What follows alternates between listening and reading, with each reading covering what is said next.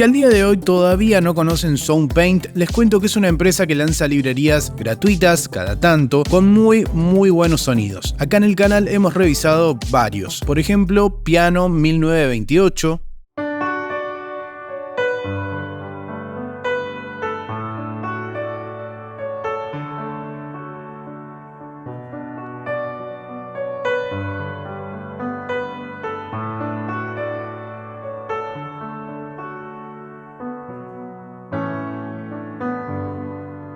también Free Angels,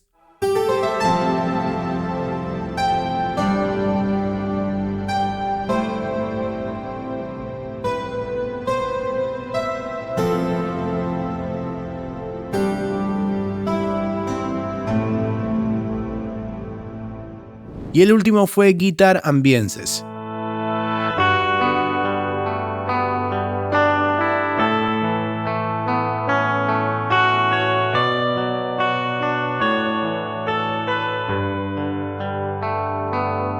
Y cuando bajé esta librería para probar a ver qué onda, no le tenía mucha fe. Se me hacía que era demasiado flashera, demasiado ambiental y demás, pero descubrí que tiene varios presets que valen la pena completamente. Bien. Para usar esta librería necesitan tener, obviamente, SoundPaint y lo bajan todo desde la página oficial, ¿sí? Ahí está toda la información bien detallada, linda, bonita, es todo gratis. No se mareen, ¿ok? Claro.